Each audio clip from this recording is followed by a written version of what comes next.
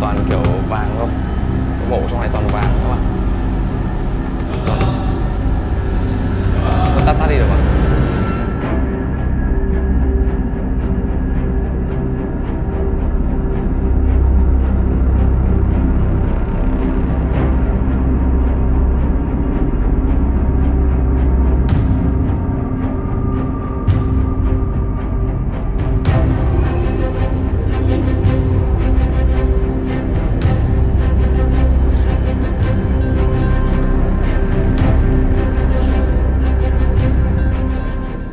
Xin chào tất cả các bạn, chào mừng các bạn đã quay trở lại với những trải nghiệm tiếp theo của bọn mình ở Ai Cập.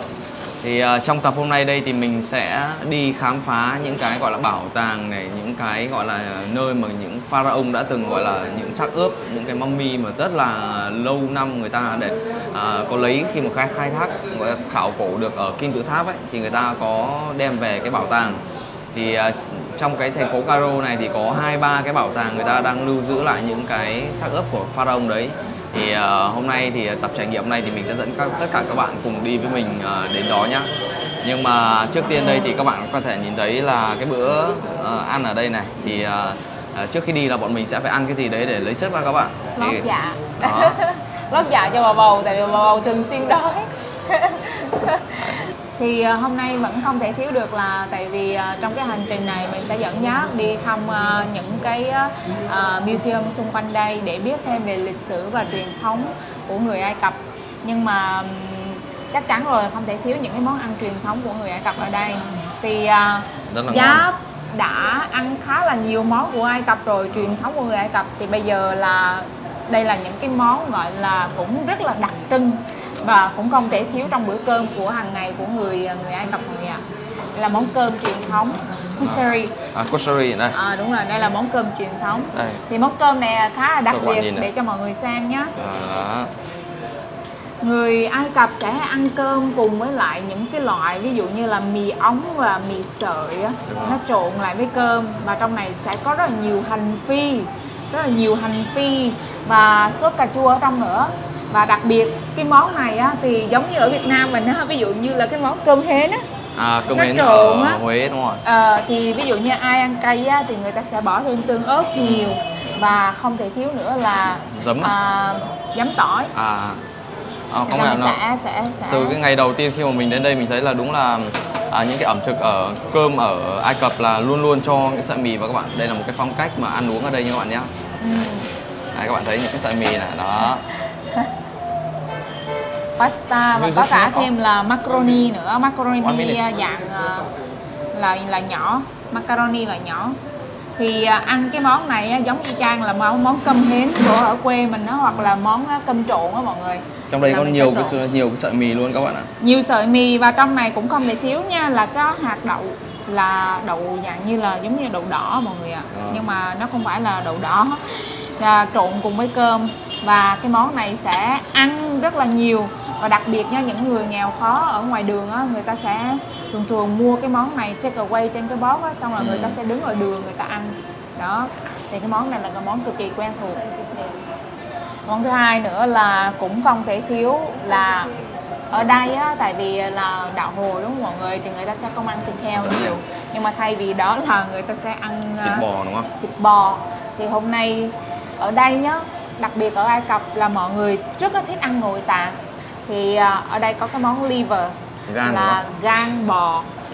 Gan bò trộn với lại là cái sa tế ở đây. Thì sa tế này sẽ có gừng, tỏi, sả. Không phải có sả, ở đây không có sả. Gừng, tỏi, hành và ớt. Người ta xay ra và người ta sẽ trộn tất cả các loại salad. Rau xanh ở đây á, thì chủ yếu là cà chua và dưa leo. Đúng rồi. Bọn mình đến đây là Thảo và mình đều là rất là thèm những cái kiểu như là rau sống các bạn. Thì mấy hôm nay là mấy đứa là đồ ăn ở Ai Cập này thì bọn mình là đến đây là ăn nhiều khi chưa thích nghi được, nên là nó chưa quen các bạn. Nên là nhiều khi là dạ dày hơi khó tiêu một tí, bọn mình cũng gọi là đi tìm rất là nhiều cái rau xanh ở ngoài chợ để có thể là đi về ở nhà của bạn mình ở kia để có thể là để ở nhà sẵn để nấu các bạn. Chứ bình thường đi ra ngoài quán là đâu có nhiều rau xanh đâu, Đúng thì rồi. chỉ đa số là cà chua và mấy cái rau này thôi. Cà chua, dưa Ở đây leo. cũng là một cái món là Nổi tiếng là xúc xích của... xúc xích à?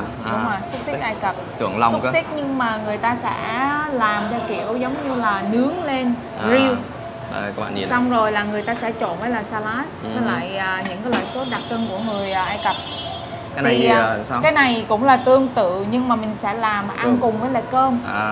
Thì mình đang kêu ra hai món để mọi người có thể phân biệt. Tại vì cơm của Ai Cập á, thường là như vậy, là hạt cộng thêm mì. Cũng là sợi mì luôn à? Đây sao? Cái này cũng là sợi mì các bạn này, nhưng mà hai loại mì khác nhau. Đây cũng là cơm với mì, nhưng mà đây các bạn sẽ nhìn sợi mì đây này. là hạt cơm cứng hơn. Rồi là cái cơm này ngày đầu tiên chồng có ăn ở nhà Donia. Sợi mì này nó nhỏ hơn này các bạn. Bên này thì là sợi to hơn hả? Đúng rồi, đây là sợi mì Ý. Còn đây là sợi mì Ý nhưng mà nó sợi nhỏ hơn, giống như mì gạo của mình á. Cũng trộn salad chung với nhau. Thì một cái bàn ăn như vậy á, thường á, mọi người sẽ ăn rất là loại nhiều thịt nè và nhiều cơm để ăn chắc bụng. Tại người ở đây á, người ta rất là hạn chế rau và ăn nhiều món như mình. Salad của chủ yếu của người ta sẽ là cà chua và dưa leo thôi. Đây là baladi. Nhưng mà dưa leo ở Ai Cập mình thấy ngon đấy các bạn, ăn nó nhỏ, nó chắc, nó ngon. Đúng rồi. Và cái này nhìn ở đây. Thì đây là ok, hawashi. Đây là bánh mì hawashi, là một cái loại bánh mì mà kẹp nhân ở trong, là nhân phô mai và nhân gan hoặc là nhân thịt ở trong. Nhiều lúc người ta sẽ bỏ gà, nhiều lúc người ta sẽ bỏ bò hoặc là bỏ thịt cừu. Ngon Cái này ngon lắm. Cái món này ăn đường phố vợ thích ăn lắm luôn á. Chưa ăn miếng nào. Ăn đi. Người ta nướng nguyên cái bánh mì lên luôn. Cái này tương tự như là shawarma, nhưng mà shawarma là sẽ cuộn, còn cái này là bánh mì kẹp. Đây bánh mì là loại này đây đúng không? Đúng nhưng rồi. mà nó dán lên. Đúng rồi. Ăn nó béo các bạn. Bánh mì này người ta sẽ ăn cùng với cái này. Nhưng mà cái này á, thì nó sẽ tách rời ra và nó ăn hơi tươi hơn. Còn cái này người ta sẽ nướng lên, giống như Ấn Độ mà mọi người hay ăn á, chapati là nướng vậy. Cái món này thì trong là béo các bạn, ở nhiều trong rất là nhiều kiểu như là chi ở trong này. Nhiều bơ. Ăn thì mặn các bạn.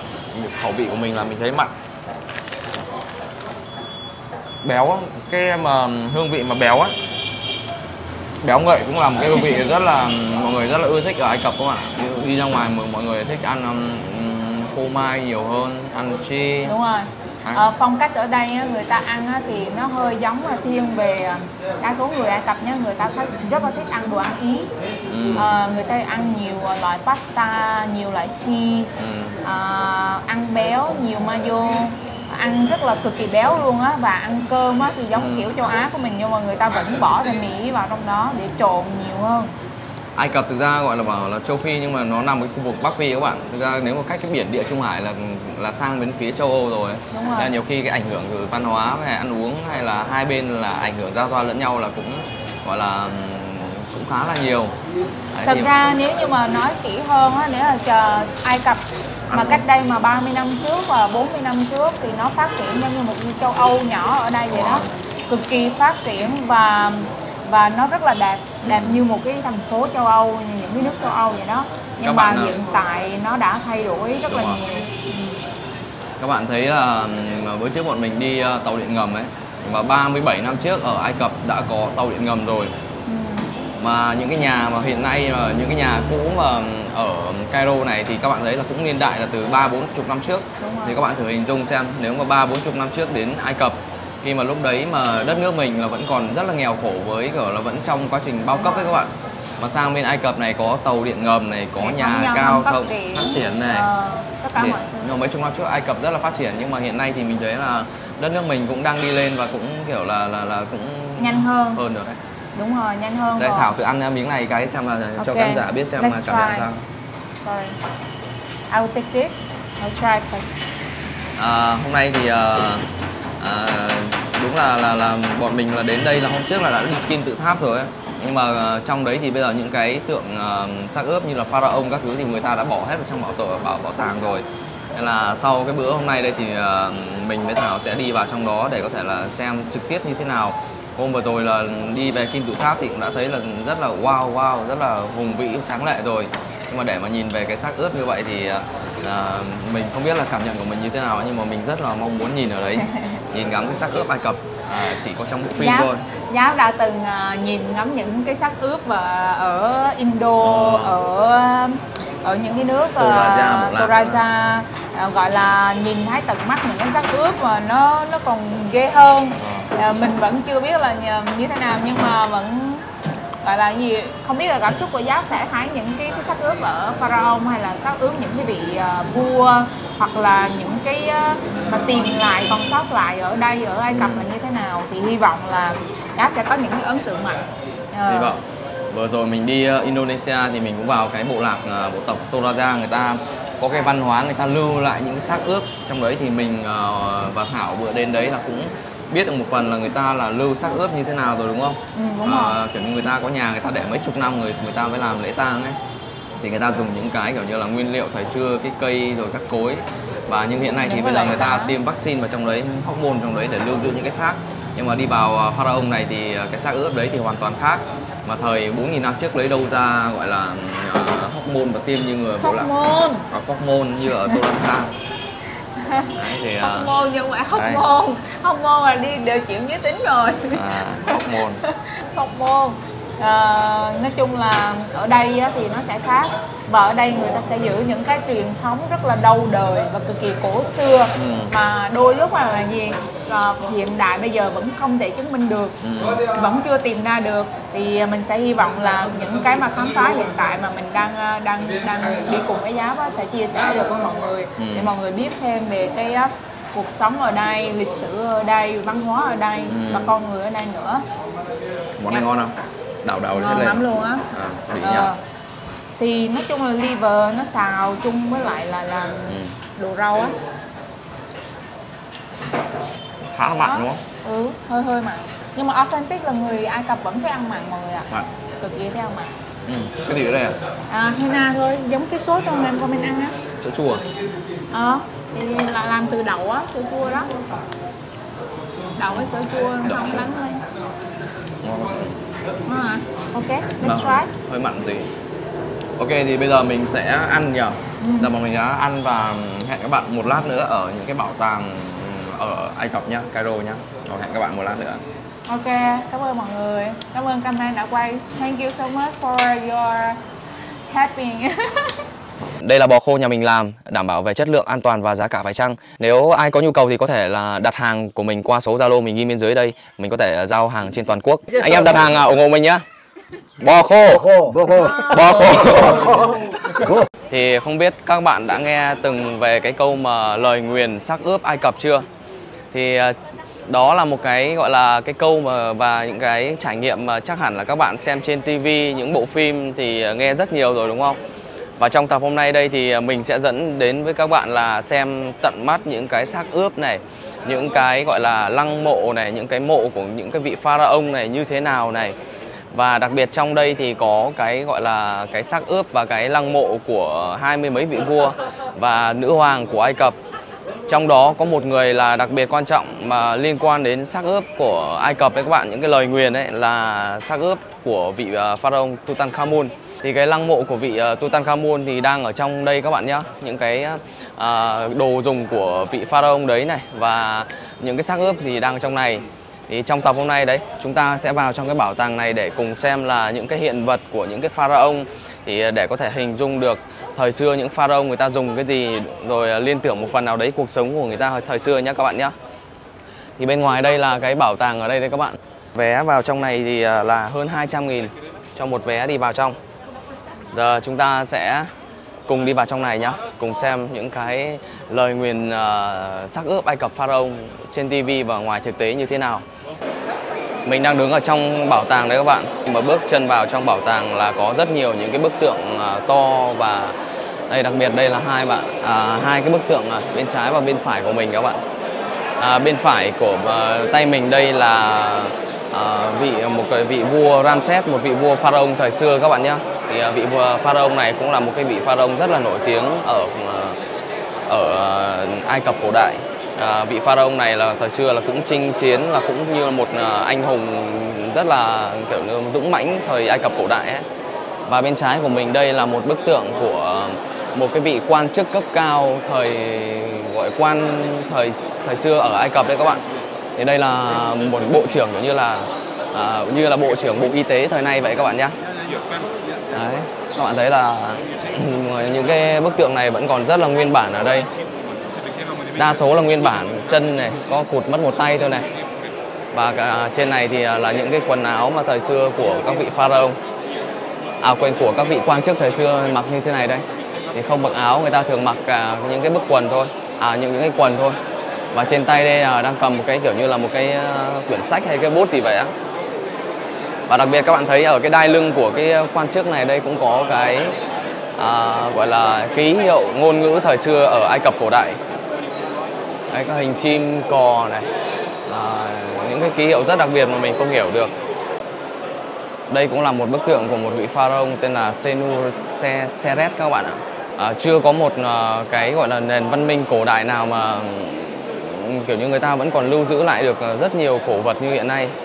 Thì thời xưa đây, những cái bức tượng này là người ta khắc đúng bản mặt của các vị pharaoh thời xưa ấy các bạn.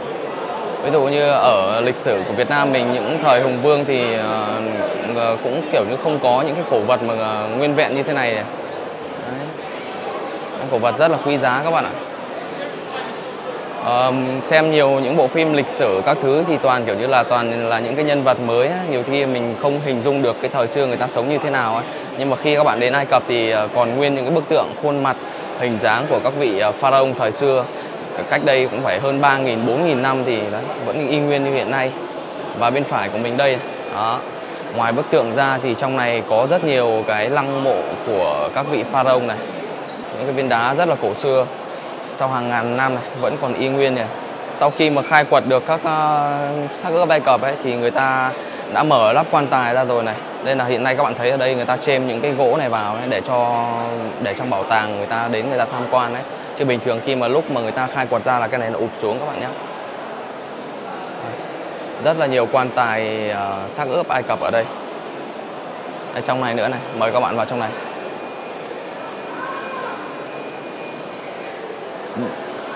Đây là một cái quan tài của các vị pharaoh.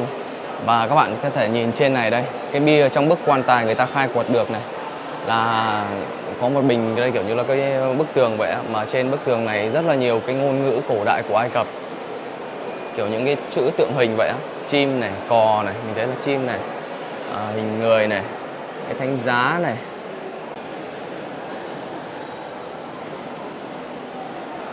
Đây thì lại là một cái quan tài khác, nhưng mà quan tài này thì mình thấy là làm bằng đá đen các bạn ạ. Đấy. Đấy, những cái chữ cổ xưa của người Ai Cập vẫn còn y nguyên. Nhưng mà mình cũng đặt ra câu hỏi là tại sao một cái nền văn minh mà cổ đại lâu đời như vậy mà người ta cũng có các chữ riêng như vậy.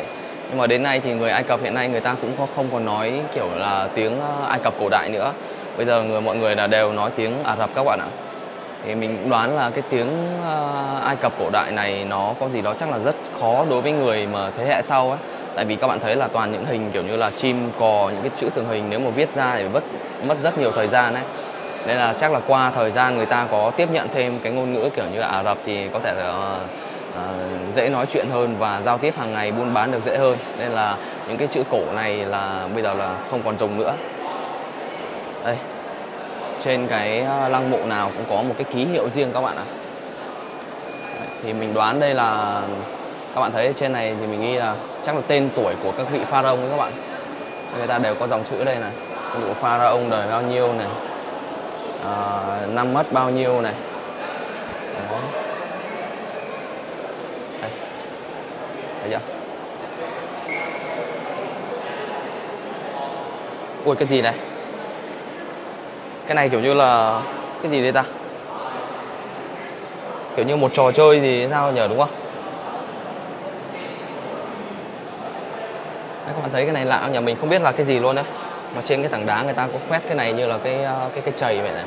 Cái này thì lại có những cái ký hiệu và nhìn rất là đặc biệt và khác lạ. Cũng thể đây là một cái trò chơi xúc xắc ăn tiền hay kiểu như vậy. Đây.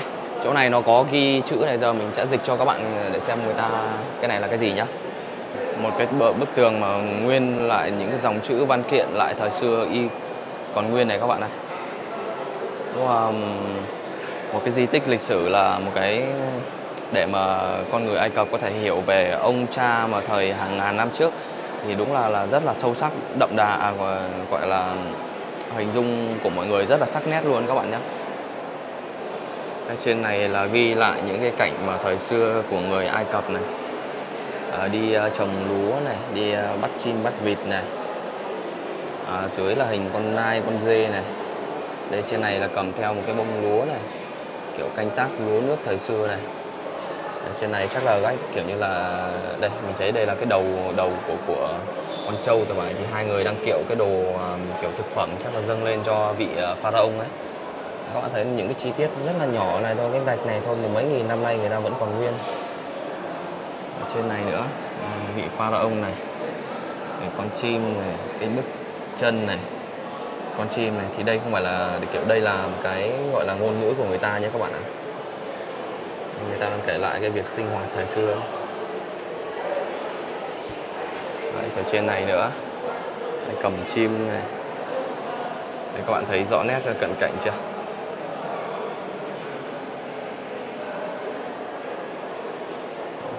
Pharaoh này, để mình chạm vào này.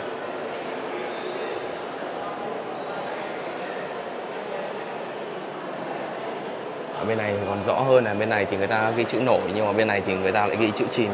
Người ta khắc hẳn luôn vào sâu vào trong các bạn. Đấy, đặc điểm thời xưa của các vị pharaoh và những cái người nông dân thời xưa là người ta chỉ mặc quần này thôi, chỉ còn đâu áo người ta không mặc. Và che một chút về cái cổ nữa. Thì những hình ảnh mà từ Ai Cập cổ đại thì chắc các bạn là xem tivi chắc là cũng biết nhiều rồi đúng không? Một bức tường rất là cao ở đây. Không biết là cảm nhận của Thảo khi mà đến chỗ này thì Thảo cảm nhận sao khi mà vào chỗ này? Rất là nhiều những cái mà khảo cổ mà từ thời pharaoh hàng ngàn năm trước mà đến nay người ta vẫn còn nguyên vẹn như vậy. Thì không biết là cảm nhận của Thảo ra sao? Cái thứ nhất là mình cảm thấy rất là khâm phục. Nói chung là mình cực kỳ khâm phục là nhờ cái gọi là cái người Ai Cập cổ đại. Khi mà mình bước chân vào đây, thấy những cái hình vẽ, những bức tranh, những ký hiệu, những cái ngôn ngữ mà còn sót lại và còn để lại lưu trữ cho tới hiện tại bây giờ vẫn còn rất là yên nguyên đó mọi người. Thì mình cảm giác là cái gì? Nó một cái gì đó rất là linh thiêng á, một cái gì đó rất là cảm giác là cho mình một cái rất là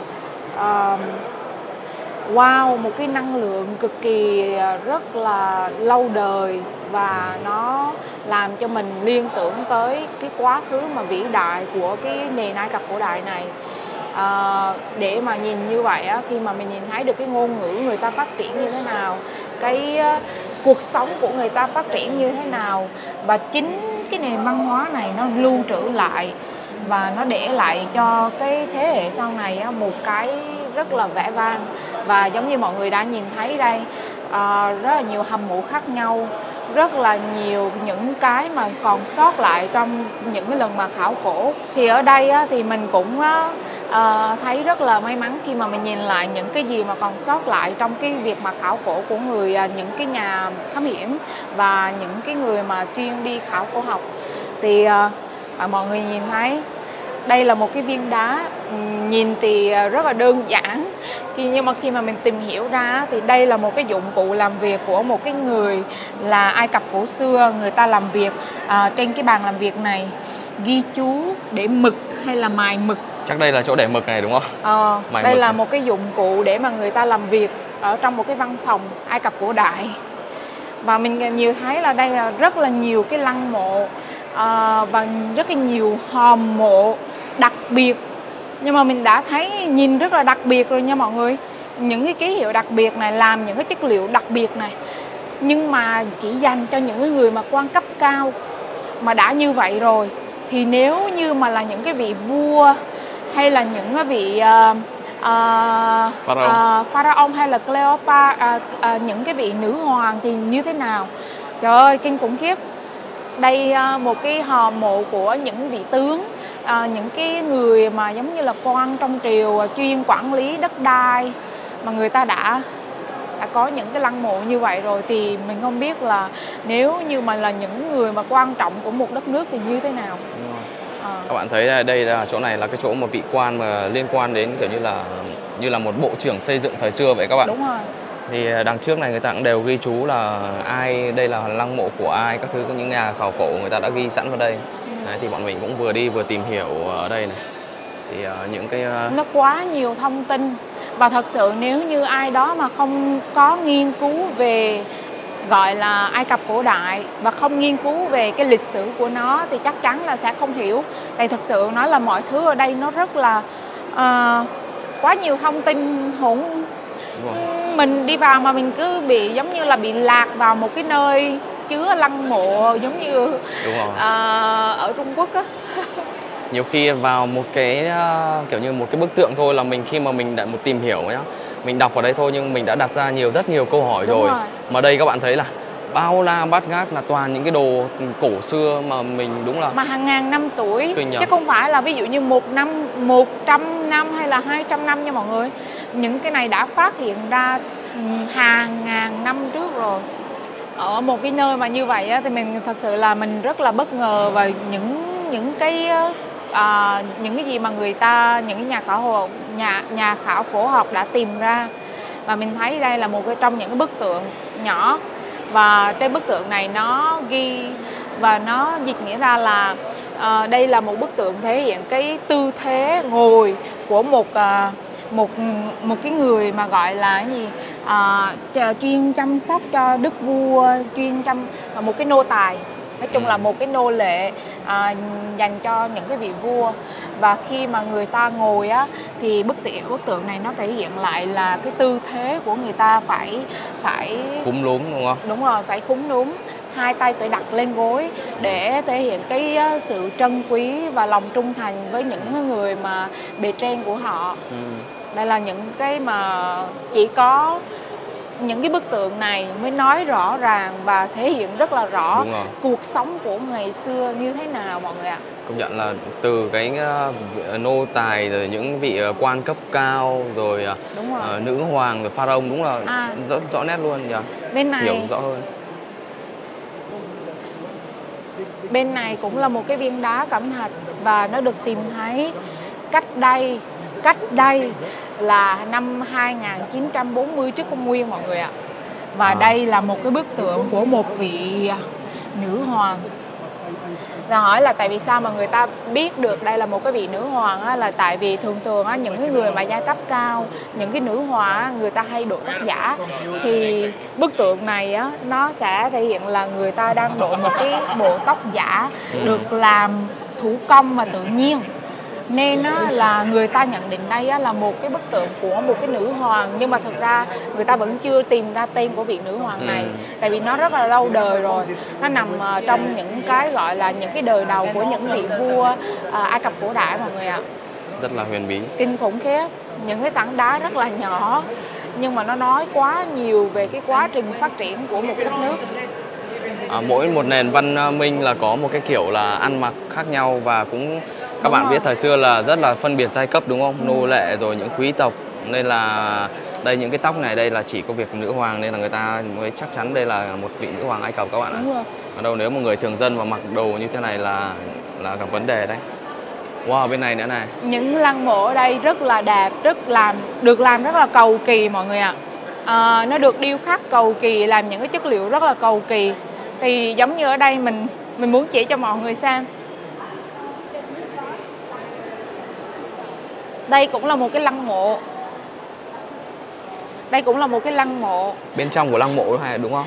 Đúng rồi, đây là bên trong của một cái lăng mộ. Nhưng mà nó rất là vui ở chỗ là đây là cái lăng mộ nhìn rất là hoành tráng, đúng không mọi người?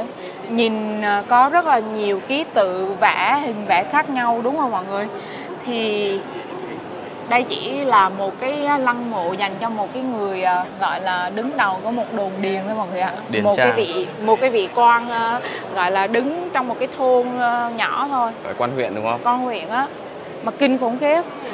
Là người Ai Cập cổ đại người ta tin tưởng rằng là nếu như mọi người ta tin tưởng rằng là người ta có một cái sức mạnh, và những cái linh hồn của người ta là có những cái gọi là sức mạnh vô hình, và khi mà người ta ở trong một cái lăng mộ thì khi mà người ta chết đi á thì thường thường những cái ký hiệu ở trong cái lăng mộ đó được vẽ, ví dụ như là nào là được vẽ về thức ăn, vàng của, hay là vẽ về những cái gì cuộc sống xa hoa của người ta, thì người ta có thể là cái gì hóa những cái điều ước và những cái hình vẽ đó trở thành hiện thực trong một cái gọi là cái cuộc sống mà sau khi mà chết, người ta chết đi á.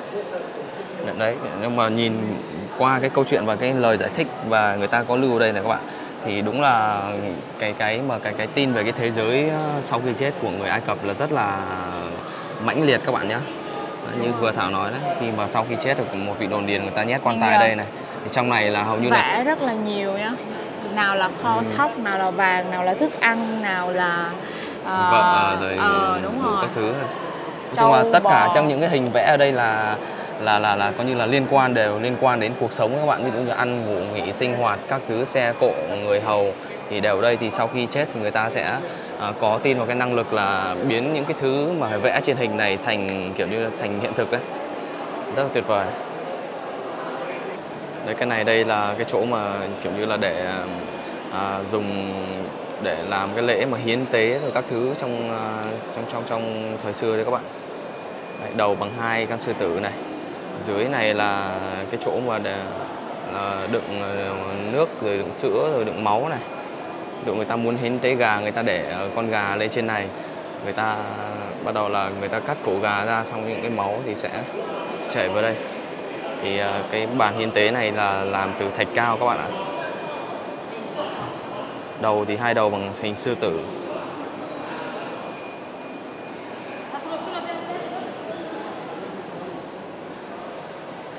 Còn bên này nữa là một cái bàn thờ thời Ai Cập cổ đại, thì làm bằng xem tổng cộng chỗ này là 1, 2, 3, 4, 5, 6, 7, 8, 9, 10, 11, 12. Hiện nay là còn 12 cái đầu sư tử. Nhưng mà nếu mà trong này còn nguyên nữa thì tính ra sẽ bàn thờ là sẽ còn gồm 14 cái đầu sư tử đấy các bạn. Đấy, các bạn nhìn bàn thờ thời Ai Cập cổ đại chưa? Và đằng sau mình đây là vị pharaoh tên là vị pharaoh Djeser các bạn ạ. Đây là một cái hình ảnh mà nguyên bản mẫu từ thời những cái vị pharaoh đầu tiên ở Ai Cập đấy các bạn. Đấy, các bạn thấy đây. Và đằng sau của vị pharaoh này là có những cái đá bằng đá thạch anh xanh đấy. Thì người ta đang làm đây kiểu người ta mô tả lại cái chỗ căn phòng mà thời trước pharaoh sống cùng với cả vua chúa đấy các bạn nhé.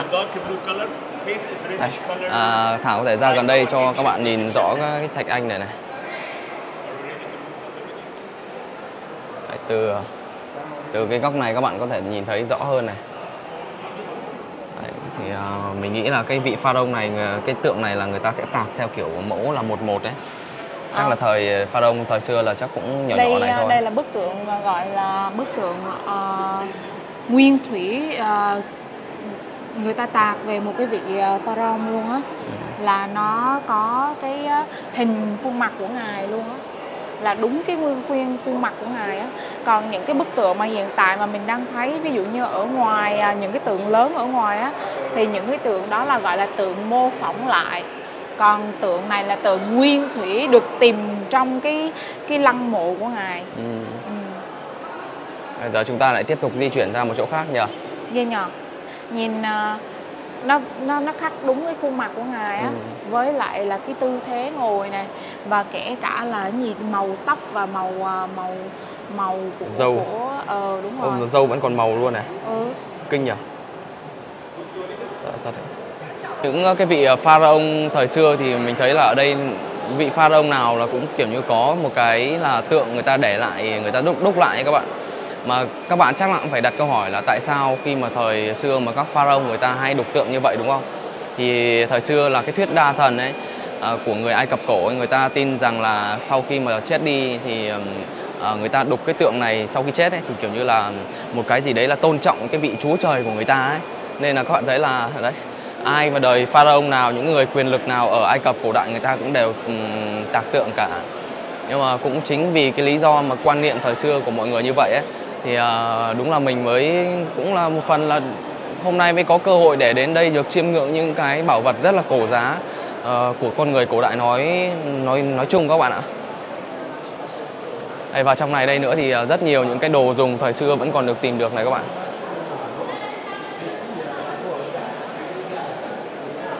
Đó. Wow. Các bạn thấy này, rất là nhiều tượng ở đây này. Chỗ này có một cái quan tài ở thời xưa này, mà bây giờ cái quan tài này chắc là mất cái lắp của nó rồi. Thì các bạn có thể nhìn hình dung và rõ hơn cái gì mà những cái nét trang trí trong cái mộ của pharaoh này. Vào đây. Đấy, thì như vừa nãy là một vị điền chủ thì các bạn thấy là cũng rõ chi tiết rồi đúng không? Thì trong cái quan tài của này cũng có những cái nét mà người ta trang trí ra này. Đấy, thì mình cũng đoán là cái quan niệm thời xưa mà người ta muốn là tạo ra một cái năng lực khi mà những cái hình vẽ trong cái lăng mộ ấy, người ta muốn biến thành hiện thực ấy. Nên là các bạn thấy là trong cái lăng mộ nào cũng có những cái nét chữ, những cái hình thù, những cái mà trâu bò lợn gà để người ta sau khi chết người ta biến thành gọi là có thể sử dụng được ở thế giới bên kia đấy. Đây là một cái chóp của kim tự tháp.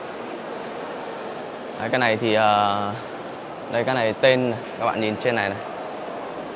Đấy. Trên này là hình 3 cái thìa này, 2 đôi mắt này. Và dưới này chắc là ghi tên của ví dụ vị pharaoh đời bao nhiêu, năm bao nhiêu này. Đấy. Thảo quay gần lại đây này cho khán giả nhìn rõ này.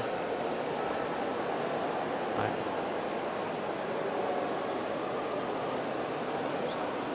Ui, bên này nó còn cái...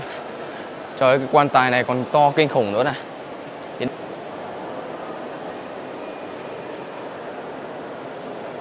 Granite.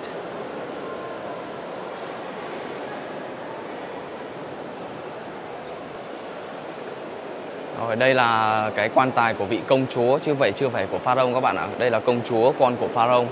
Thì cái này làm từ đá granite hồng. Đây nữa thì nhỏ hơn này. Cái này còn là bằng đá đỏ nữa này các bạn ấy. Đá granite đỏ thì phải. Chỗ này có một cái cục đá to đùng này. Bên ngoài có những ký hiệu này. Không thấy người ta giải thích cái đá này là làm gì và để làm gì nữa các bạn. Chắc là người ta vẫn chưa có hình dung được, người ta chưa biết được cái này để làm gì. Chỉ biết là nó đặc thù này, người ta vẫn điêu khắc bên ngoài này.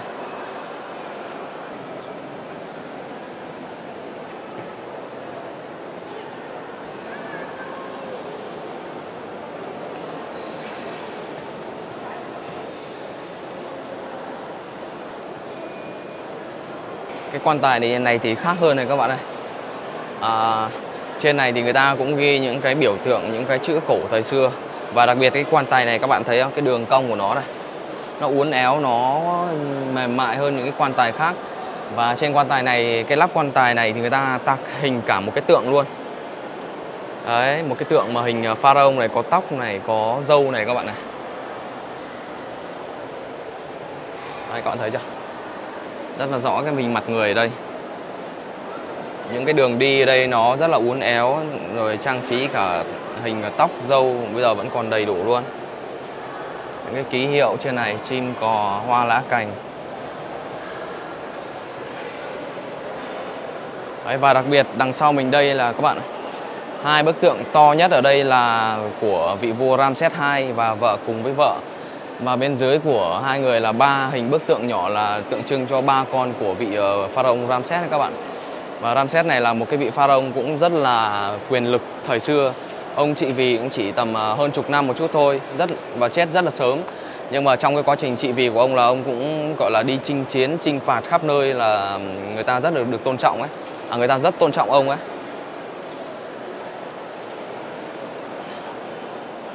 Đời nào cũng có bức tượng. Đây bên này cũng là hai cái quan tài mà cũng như vừa nãy này. Trên lắp quan tài người ta cũng tạc tượng hình mặt của pharaoh ở đây. Và làm bằng đá kiểu granite đen như vậy. Thì trong cái mình cùng với Thảo thì cũng không phải là cái nhà khảo cổ và cũng không phải là nhà chuyên về lịch sử các bạn ạ. Nên là hôm nay đến đây mình gọi là một phần nào đấy cho các bạn xem biết thế nào gọi là một góc nhỏ thôi nhá. Nhưng mà để mà nghiên cứu chi tiết từng cái tác phẩm ở đây thì mình chắc là không có thời gian. Thì bây giờ sau khi ở đây xong thì mình sẽ lên trên kia. Thì lên trên kia đặc biệt cái quan trọng nhất là cái quan tài và cái gì mà liên quan đến cái của vị pharaoh là Tutankhamun ấy, mà lời nguyền pharaoh Tutankhamun ấy các bạn. Thì nó ở trên tầng 2. Giữa của cái bảo tàng này có một cái tranh thảm này các bạn. Tranh thảm thì làm bằng kiểu như nó cũng bằng cái đá nhỏ nhỏ ấy.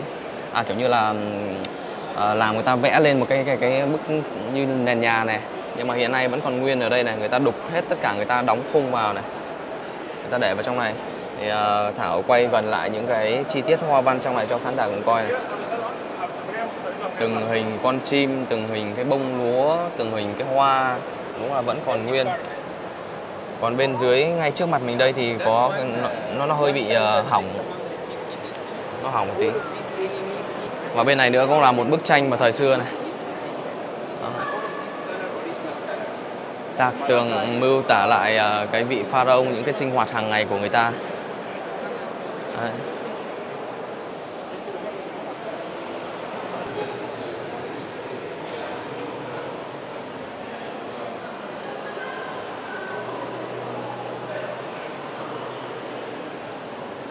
Bức tranh màu đây nguyên bản của nó, khi mà màu còn nguyên thì nó sẽ như thế này đấy các bạn. Trong này là cũng có những cái mà tượng đá mà kiểu khảo cổ, nhưng mà chắc là không liên quan gì đến Ai Cập cổ đại này. Nhưng mà người ta đây các bạn thấy như này, mình nhìn quen quen như là liên quan đến Hy Lạp thì phải. Ok, đi tiếp thôi. Trời, gian quá là rộng. Trong cái gian phòng này đây thì có 4 cái bức tượng của vị pharaoh này. Thì mình cũng tự nhiên quên mất tên của ông ấy rồi, nhưng mà ông này cũng có một cái câu chuyện khá là đặc biệt các bạn ạ. Thì trong cái mà người Ai Cập cổ đại là người ta tin vào cái tâm linh là đa thần, đúng không?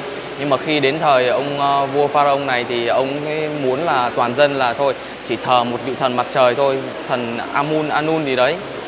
Đấy. Nhưng mà sau này khi ông ấy mất thì ai cũng ghét, tại vì kiểu như đi ngược lại với cả đám đông ấy các bạn. Đây các bạn thấy là 4 bức tượng của ông pharaoh này đây.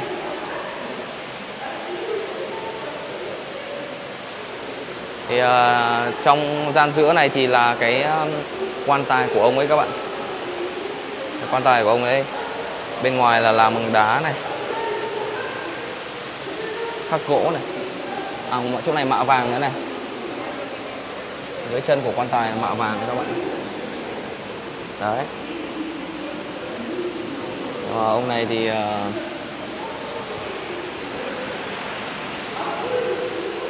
rất là màu sắc và đẹp, đúng không các bạn?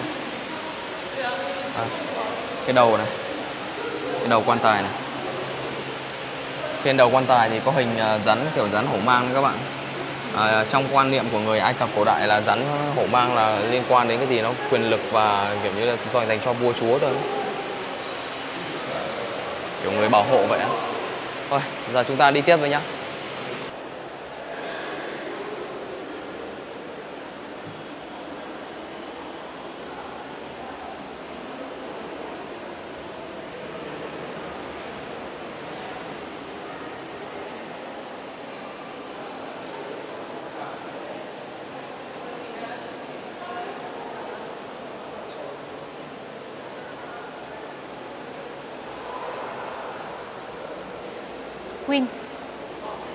Win.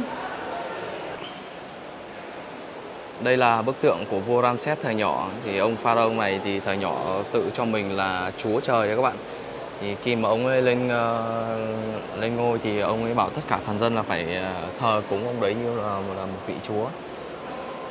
Đấy, đằng dưới này thì ghi tên tuổi là vua pharaoh Ramses. Đấy, các bạn thấy mình đọc chữ Ai Cập cổ đại ghê không? Trên tay là cầm kiểu như là một cái thanh kiếm vậy ạ. Đấy. Ngôn ngữ đây. Đây là con chim kiểu như chim đại bàng đằng sau đó các bạn. Trong mọi bộ phim Ai Cập thì các bạn thấy là những con chim kiểu như thế này là tượng trưng cho những cái người một quyền lực ấy. Đấy. Thì những cái bộ phim người ta lấy từ những cái khảo cổ mà ra thì đây các bạn thấy này, con chim che chở cho vị vua Ramses. Đấy, đường lên tầng 2 lên cho giờ chúng ta lên trên tiếp. Tầng 2 là cái chỗ mà quan trọng nhất, là để những cái chỗ mà bảo vật là giá trị hơn nữa các bạn. Đấy, đường đi vào đây người ta cũng trưng bày những cái tranh Ai Cập cổ thời xưa. Đấy Thảo Ngôn ngữ của Ai Cập và kể lại những cái cuộc sống gọi là giống như văn thư. Văn thư kể lại đấy. Đây Thảo để quay lại gần này. Ngôn ngữ Ai Cập cổ đại người ta chỉ có hình như thế này này. Có chim cò, những cái kiểu tượng hình vậy các bạn. Và khỉ đây, những cái người. Đấy. Ai Cập là cái nền văn minh của nhân loại, là cái nền văn minh lâu đời bậc nhất ở trên thế giới này. Cái nền văn minh từ Iran là xứ sở Ba Tư 1001 đêm đấy các bạn, cho đến Ai Cập cổ đại ở đây thì người ta, mình nhớ không nhầm thì người ta nói là một cái nền văn minh của Lưỡng Hà, là một cái nền văn minh rất là rực rỡ thời xưa. Người Ba Tư rồi. Trời ơi, các bạn ở trên cái bảo tàng này vô cùng là lớn các bạn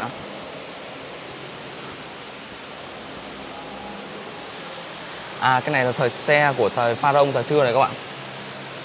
Đấy, thì còn những cái mẫu mà liên quan đến cái xe mà Pharaoh, các bạn xem kim tự tháp này. Đấy, nhìn cái bức tranh người ta có mô tả lại này. Thì đây còn những cái đồ mà chắc từ thời xưa này. Đây nhỉ.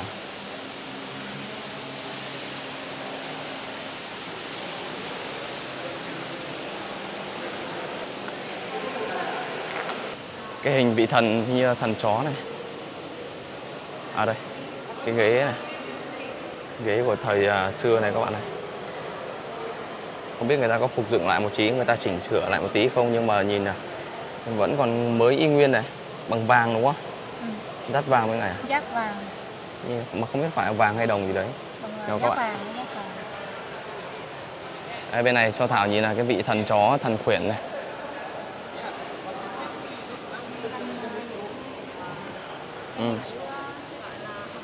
Cam Kiệu hâm mộ đúng không? Đây, bên dưới là cũng là có một cái kiểu như là cái quan tài nho nhỏ này. Mình nghĩ là trong là cũng nhốt một con chó trong đấy đấy. Xong là khi mà chết thì người ta cũng để một hình tượng bên trên. Cái này là dạng như là cho mấy những nhỏ nhỏ.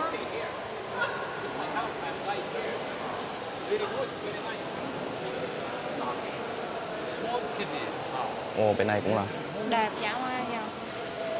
Nó cầu kỳ chừng nào luôn á. Hai bên đầu của cái này là hình con sư tử này. Bằng vàng á, cái ghế này bằng vàng á, còn nguyên bằng vàng á. Vô giá trị nhỉ? Quên gọi là vô giá. Ở giữa là những cái hình của các pharaoh thời xưa. Dưới là một cái hộp gì đấy.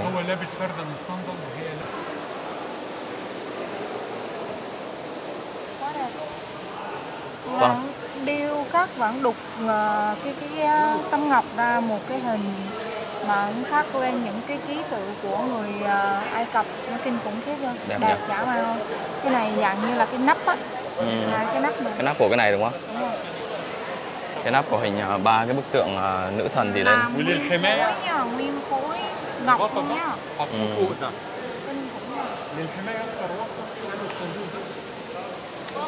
Đây là cái phòng chứa của Pharaoh.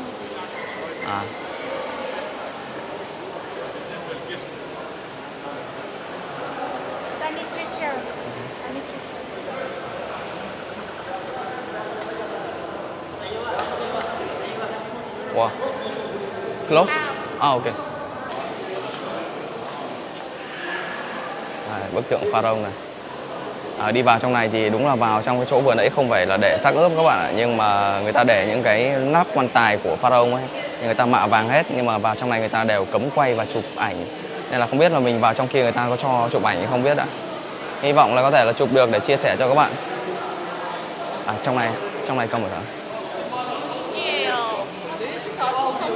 Tí quay này.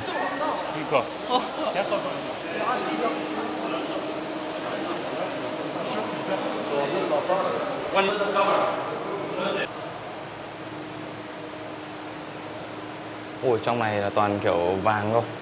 Cái mộ trong này toàn vàng các bạn. Toàn... tắt đi được không? Đây, những cái hình ảnh các bạn đang thấy đây là năm 1922 thì một cái vị kiểu như là một quý tộc ở Anh, người ta sang Ai Cập, người ta đầu tư cho cái việc mà khai thác khảo cổ các bạn. Thì năm 1922 thì người ta mới phát hiện ra cái lăng mộ của vị pharaoh là Tutankhamun này. Đấy, cái bức tượng vừa nãy các bạn thấy lưu trưng bày đây là đấy. Cái lời nguyền của gọi là Tutankhamun là khi mà cái nhà Anh, người khảo cổ Anh, người ta mà tìm ra cái mộ này ấy, thì trên cái lăng mộ người ta có ghi cái dòng chữ là cái gì nhỉ? Cái chết sẽ sớm đến với những người phá vỡ cái giấc ngủ của các vị vua ấy. Và sau một thời gian thì 20 mấy người trong cái đoàn thám hiểm, đoàn khảo cổ đấy là cũng kiểu như chết bất đắc kỳ tử luôn các bạn. Nên là từ đấy đến giờ là những cái lăng mộ về lời nguyền của Tutankhamun thì nó hình thành từ đấy đấy. Phòng trong này cũng là không được quay các bạn nhé. Thì trong này là cái chỗ mà để mà cái quan tài của vị Tutankhamun này các bạn, một vị pharaoh rất là thời xưa rất là lừng lẫy một thời ở đây. Đây. Đấy. Thì vào trong này người ta cũng không cho, nhưng mà không biết là vừa nãy Thảo cũng quay được một đoạn không. Nhưng mà cái quan tài của cái vị pharaoh này là bọc toàn vàng thôi các bạn, rất là đẹp. Thì những cái quan tài mà phía dưới là người ta làm bằng đá thì mình nghĩ không phải là những vị pharaoh mà là những cái người mà thấp hơn, những cái người mà gọi là giàu có hơn một chút. Có một điều đáng buồn là khi mà trong cái bảo tàng này thời xưa là người ta có để cái xác ướp, nhưng mà cho đến năm nay là năm 2024 thì người ta đã mở một cái museum mới hơn và người ta vận chuyển cái xác ướp của các vị pharaoh sang bên bảo tàng đấy. Nên là những cái nơi này là chỉ có để là những cái quan tài này, những cái vật dụng này, những cái thanh kiếm này, tất cả những khảo cổ mà người ta tìm được liên quan đến thời Ai Cập cổ đại thôi các bạn. Thì thế thì chắc là mình sẽ đi dạo xung quanh đây một lát nữa và ngày mai mình sẽ chạy ra cái chỗ mà để xác ướp của các vị pharaoh ấy nha các bạn nhé. Rất là nhiều các bạn, bảo tàng vô cùng lớn luôn. Đây là những cái không biết cái gì đấy. Ngọc. Ngọc à? Có phải ngọc á? Ngọc ấy là đồ trang sức á. From New Kingdom. Buramas. Nhưng mà trang sức này là không phải của các pharaoh mà đây là những cái vị vua mà từ 1900 bao nhiêu các bạn? Vua hoặc là những cái quý tộc xung quanh. Ở đây á, cái căn phòng này hồi xưa cách đây 9 năm tới 10 năm trước á, là mình đã đi rồi và nó chứa những cái xác ướp ở đây, nhưng mà hiện tại á, những xác ướp đó được di chuyển đi hết.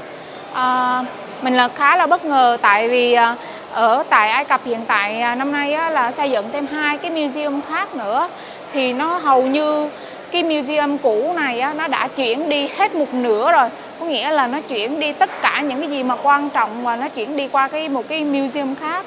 Nên nó hiện tại là mình đang đứng ở chỗ này á, hồi xưa mình đã chụp được cái ảnh của mummy á, nhưng mà hiện tại ở đây thì nó không còn nữa mà nó còn những cái chiếc hòm thôi, chiếc hòm của gọi là Ai Cập cổ đại dành cho những cái quý tộc hoàng gia và những vị vua quan trọng thôi ạ. Đây là chỉ những cái hòm như thế này đúng không? Chỉ là dành cho những người mà giàu có và quý tộc thôi đúng không? Đúng rồi. Còn đâu Làm bằng đá, là bằng gỗ và được trang trí là dành cho quý tộc và hoàng gia. Còn mấy gì những cái hòm nhưng mà bạn đã nhìn thấy ví dụ như bằng đá cẩm thạch hoặc ngọc hoặc là bằng vàng nguyên khối thì nó chắc chắn là của những cái vị rất là quan trọng của Ai Cập. Đúng rồi. Nhưng mà cái hòm này nằm trong cái khung đá nữa nhé. Có nghĩa là cái hòm này, mấy cái khung đá nằm ở dưới vậy, nó nằm ở trong khung đá, nằm trong khung đá nữa. Nó nhiều lớp đó. Đây là của một vị nữ. Làm bằng gỗ này. Rất là nhiều gỗ. Đấy, nhìn vào băng kim gọi là bảo tàng đây thì các bạn nhìn cái hòm, các bạn có thể là hình dung được cái gọi là cái độ giàu sang hay là cái người mà thuộc tầng lớp nào ở thời Ai Cập cổ đại các bạn. Thì càng mà người quyền lực cao thì gọi là cái hòm chết là càng đẹp. Đây là hòm gỗ này, có người thì làm bằng đá này. Đá thì đá đen này, đá cẩm thạch này. Pharaoh thì làm bằng vàng này. Ô, đây có một cái xác ướp à? Đây xác ướp này. Xác ướp mất đầu. Đây các bạn này, đó. Nhưng mà đây xác ướp này không phải của Pharaoh các bạn nhé. Xác ướp này chắc là người ta chỉ tìm được thôi, chắc là một người giàu có ở thời Ai Cập cổ đại thôi. Giờ đóng cửa rồi đúng không?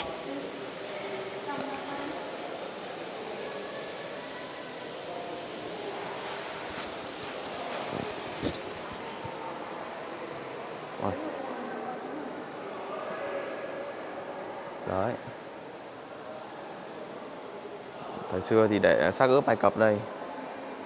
Cũng có thể đây là một cái cách mà người ta làm du lịch để cho khán giả có thể đến được hai nơi.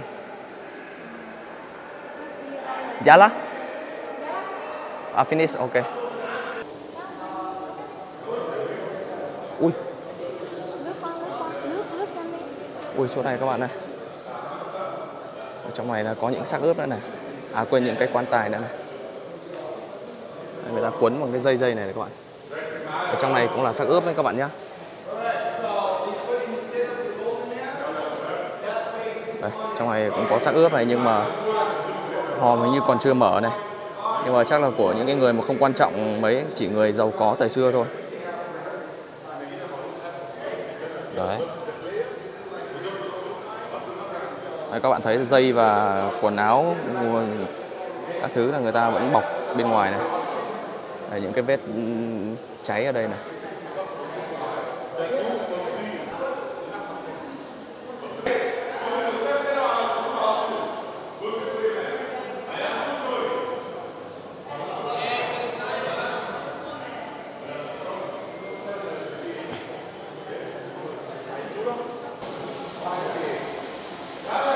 Trước mà mình vào đây vào cách đây 9 tới 10 năm trước á, là cái bảo tàng này chứa rất nhiều những cái kỷ vật của những cái Ai Cập cổ đại hồi xưa.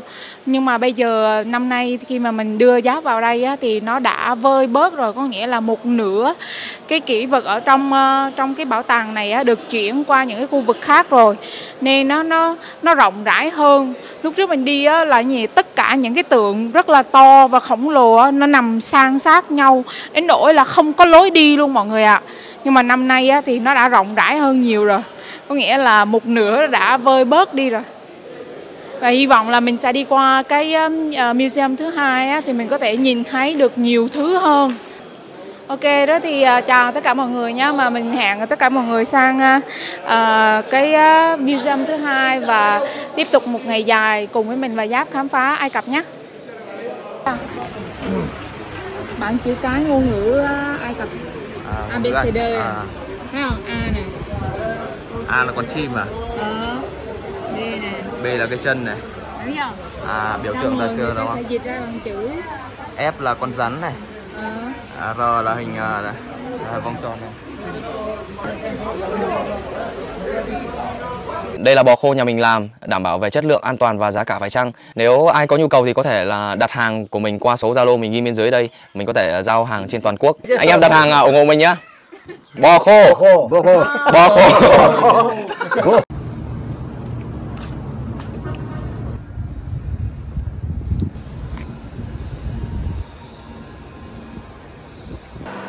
Xin chào tất cả các bạn. Thì bây giờ bọn mình lại tiếp tục ra một cái bảo tàng mới đây. Thì mấy năm gần đây thì người ta mới di chuyển những cái xác ướp của Pharaoh và nữ hoàng ra cái bảo tàng này. Thì bảo tàng này mới, đúng là nhìn vào trong này rất là đẹp và mát mẻ các bạn ạ. Hiện tại là mình đang đứng ở cái bảo tàng mới, và đúng là cái bảo tàng này rất là lớn, rất là so với là những cái bảo tàng khác ở Ai Cập á, thì cái này phải lớn gấp 3, gấp 4 lần mọi người ạ. Và nó là hiện đại hơn, trang thiết bị đầy đủ hơn và tất cả mọi thứ. Và ở dưới này á, người ta sẽ làm một cái gọi là cái hầm chứa xác ướp, thì nó đầy đủ trang thiết bị để mà có thể là bảo quản, có thể là trưng bày cho khách du lịch xem. Nhưng mà mình cũng hơi sợ một chút, là tại vì có những cái mà mình xem và tìm hiểu thì có những cái lời nguyền mà về những cái cổ mộ hay là những cái xác ướp Pharaoh á, thì những cái nhà khảo cổ và những cái người mà làm việc cho khảo cổ học á thì cũng đã liên tục qua đời. Không hiểu là lý do tại vì sao. Việc sau khi mà người ta tìm ra những cái xác ướp này thì bây giờ Nói chung là mình sẽ để Giáp đi vào một mình quay. Năm 1922 các bạn, thì một nhà khảo cổ người Anh cùng đoàn của người ta khi mà phát hiện ra cái xác ướp của Tutankhamun các bạn, một cái vị pharaoh mà trong ở cái chỗ mà thung lũng của các vị vua ấy, thì trong cái thung lũng đấy có rất nhiều những cái pharaoh người ta chôn cất ở đấy, nhưng mà thế nào là đúng cái xác ướp của vị Tutankhamun mà lại trong còn nguyên các bạn ạ, trong còn tiền vàng bạc và những cái xe, những cái đồ dùng kiểu trước khi người ta chết đấy. Đấy, sau khi đấy người ta tìm được thì về nước thì có người bị bệnh này bệnh kia và chết một cách rất là kỳ lạ. Mà đúng thật là lúc nãy mà mình đi vào trong cái căn phòng để chứa cái gọi là những cái hòm của cái vị pharaoh đó, thì mình chỉ được nhìn thôi chứ mình không được phép quay. Nhân viên và kể cả là bảo vệ người ta tịch thu điện thoại và kể cả máy quay luôn mọi người ạ. Mình cố gắng quay lén nhưng mà người ta cũng bắt xóa đi nên cũng rất là khó khăn. Mình không biết làm như thế nào để quay cho mọi người thấy được những cái kỷ vật đó và những cái mà gọi là nó real á, có nghĩa là hàng thật để mọi người xem. Đây là yên ngựa của các pharaoh này các bạn. Ui trời ơi, bây giờ vẫn còn nguyên cái gọi là cái chạm khắc luôn các bạn. Thì bên trên nó chỉ bị vụn vỡ một chút thôi.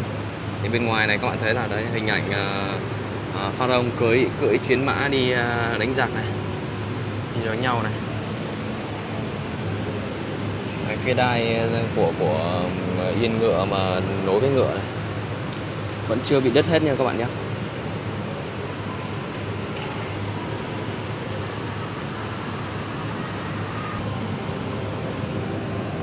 Đây là những bức tượng nhỏ cũng tìm được ở trong những cái lăng mộ của các pharaoh đây. Đây, những cái hộp này, hộp đựng đồ thời xưa này, rất là bất ngờ luôn. Trời ơi, màu sắc này vẫn còn kiểu như là mới dùng cách đây chục năm vậy các bạn. Không có gì là nhìn vào đây không nghĩ là nó có niên đại mấy ngàn năm liền, 4.000 năm, hơn 3.000 năm. Tới đây á, khi mà mình mới phát hiện ra là có nhiều cái thứ mà làm mình bất ngờ hơn nữa. Nên chắc chắn là mình sẽ chỉ cho Giáp cái phần này, Giáp cũng sẽ bất ngờ hơn. Tại vì á, người ta đã tìm ra một cái bộ xương cốt mà gọi là gì, cho một người đàn ông trước là 2 triệu năm trước. 2 triệu năm trước mọi người ạ. Và những cái dụng cụ mà làm bằng đá đã được phát hiện ra rồi, có nghĩa là con người cổ đại á, nó còn lâu đời và hơn cái trí tưởng tượng của mình nữa mọi người. Đi. Đâu? Chắc không? Chắc. Thật. Nó dịch luôn mà. Đồ đá hả? Nó dịch luôn rồi gì? Đó, nó dịch ra luôn à. Đây là cái căn phòng của công chúa. Phòng công chúa thời xưa này đây à? Căn phòng của công chúa. Nó được bọc ở ngoài và đồ dùng của công chúa như thế nào, căn phòng được trang trí như thế nào. Đây người ta miêu tả lại cái phòng của công chúa con pharaoh này à? Hóa ra là thời công chúa pharaoh là ở những cái phòng như thế này đây. Qua đây. Nhiều thứ mà không thể tưởng tượng nổi.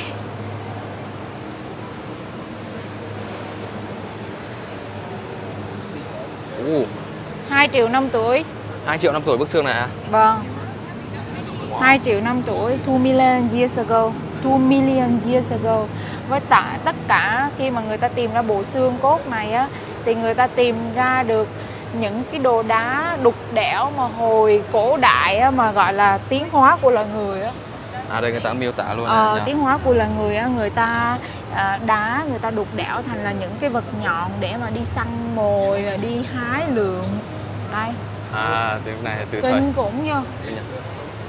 Mà tự đục đẽo ra nhá. Đây là dụng cụ của người này nhá.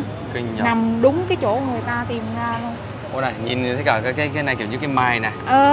Cái mài này bây giờ người ta vẫn dùng này ở Nepal, 2 triệu năm trước nha, có nghĩa là những cái mà mình biết á, và hiện tại mọi người đang dùng á, và nghĩa là đã ví dụ như 1.000 tuổi, 2.000 năm tuổi, 3.000 năm tuổi đã là xa xưa rồi đúng không? Cái này còn kinh khủng hơn, có nghĩa là có những thứ mà mình không hề biết và không hề thể mà giải thích được luôn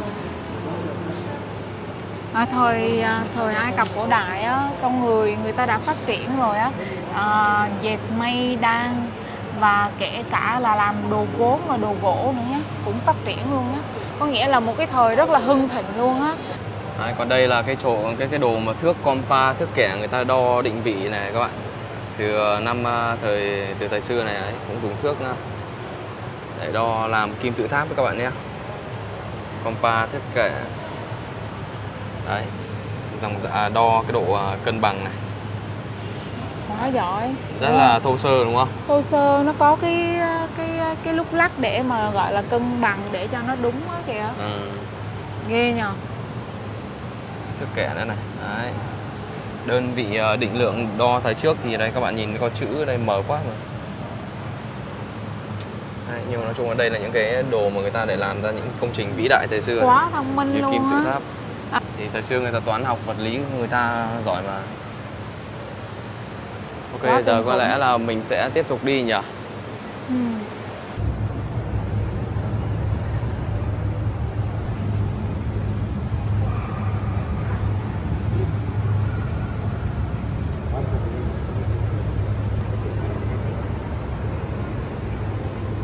Vài năm trước thì người ta cũng là cho phép quay các bạn. Nhưng mà không biết tại sao, cũng có thể là vì lý do tâm linh gì đấy, nhiều người đến quá hay là người ta sợ về an ninh gì đấy, nhưng mà hiện nay thì không còn, người ta không cho được phép và quay những cái kỷ vật của vị Tutankhamun ấy các bạn ạ. Nhưng mà cũng may một phần là mình hôm qua mình cũng quay trộm một đoạn ngắn thôi. Đây thì chỗ này là cái Royal Mummy đấy các bạn. Thì bọn mình đang bước vào để chỗ mà để xác ướp vào đây. Ở trong này đấy. Ôi, người ta bật những nhạc nghe ảo ảo.